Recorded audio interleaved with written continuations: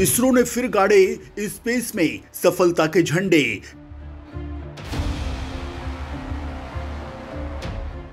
इसरो ने वो कर डाला जिस पर अमेरिका को था गुमान, जिसे देने के लिए मुकर गए थे अमेरिका और दोस्त रूस। उस नायाब इंजन को इसरो ने किया ताकतवर इंजन में तब्दील।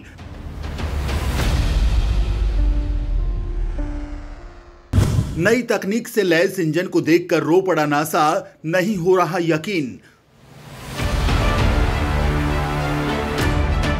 दोस्तों, भारत का इसरो दुनिया में अपनी धाक जमा रहा है। इसरो का टारगेट अब चीन नहीं बल्कि नासा के मिशन को ओवरटेक करना है और इसके लिए जो आधारभूत तैयारियां चाहिए इसरो उनको पूरा कर रहा है। आने वाले दिनों में चंद्रयान 3 जैसा शानदार मिशन आने वाला है। गगनयान जैसा भारत के लिए सबसे ऐतिहासिक मिशन होने वाला है जो भारत को स्पेस पावर बना देगा। तो वहीं अंगार बरसाते सूर्य के गहरे राज जानने के लिए इसरो वो काम कर रहा है जिन्हें करने के लिए अच्छे अच्छे देश भी पीछे हट गए। खुद अमेरिका का नासा भी इस जटिल मिशन को करने के लिए आगे नहीं आ रहा है, लेकिन इसरो वो काम सबसे पहले करता है जो सबसे ज्यादा जटिल होते हैं। इसरो की विश्वसनीय सैटेलाइट लॉन्चिंग को देखते हुए अब तो ब्रिटेन जैसे देश भी भारत से ही अपने सैटेलाइट लॉन्च करवा रहे हैं, यानी अब इसरो कमर्शियल सैटेलाइट लॉन्चिंग में भी आगे आ चुका है। दोस्तों, ये वो काम है जो चीन जैसा कपटी देश कभी नहीं कर पाएगा। और दोस्तों, इसी कड़ी में लगातार देश के लोगों को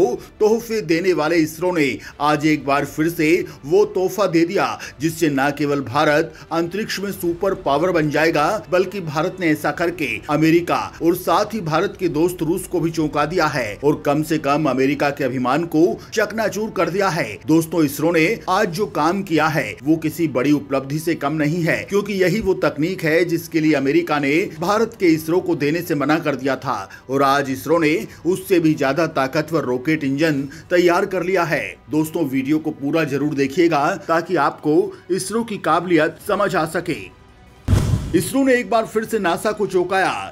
इसरो की क्रायोजेनिक इंजन ने तोड़े सारे रिकॉर्ड। दोस्तों, सबसे पहले तो आप ये समझ लीजिए कि इसरो ने क्या काम किया है और किस तरह से ये बड़ी उपलब्धि है, और उसके बाद हम आपको ये बताएंगे कि ये किस तरह से भारत ने अमेरिका से भी ज्यादा ताकतवर चीज हासिल की है। दरअसल दोस्तों, अंतरिक्ष में इसरो को ऐतिहासिक मिशन करने के लिए एक बेहद ही दमदार रॉकेट इंजन की जरूरत थी, जिसे इसरो ने पूरा कर लिया है। इसरो ने इस दिशा में गुरुवार को एक और बड़ा कदम बढ़ा दिया जब उसने बेहद ताकतवर क्रायोजेनिक इंजन का सफलतापूर्वक टेस्ट किया। इस क्रायोजेनिक इंजन के सफल परीक्षण के साथ भारत के सबसे भारी रॉकेट LVM-3 यानी लॉन्च व्हीकल मार्क 3 की पेलोड क्षमता 450 किलोग्राम तक बढ़ गई है। कहने का मतलब यह है कि भारत के सबसे भारी रॉकेट लॉन्च व्हीकल मार्क 3 की अंतरिक्ष में उपग्रह और उपकरण प्रक्षेपित करने की क्षमता 450 किलो तक बढ़ा दी गई है। इसरो का कहना है कि इस टेस्ट के दौरान इंजन ने पहले 40 सेकंड में 20 टन के थ्रस्ट लेवल यानी धक्के के साथ काम किया।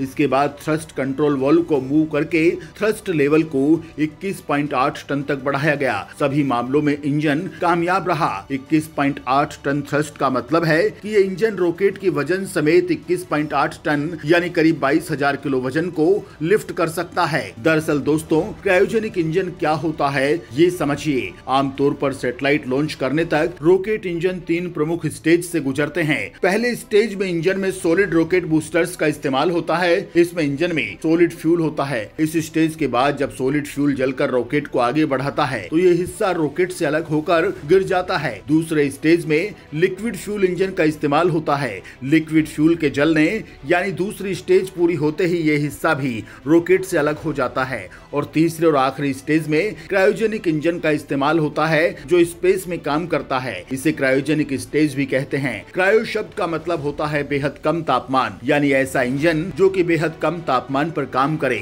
उसे क्रायोजेनिक इंजन कहते हैं। क्रायोजेनिक इंजन में फ्यूल के रूप में लिक्विड ऑक्सीजन और लिक्विड हाइड्रोजन का इस्तेमाल होता है।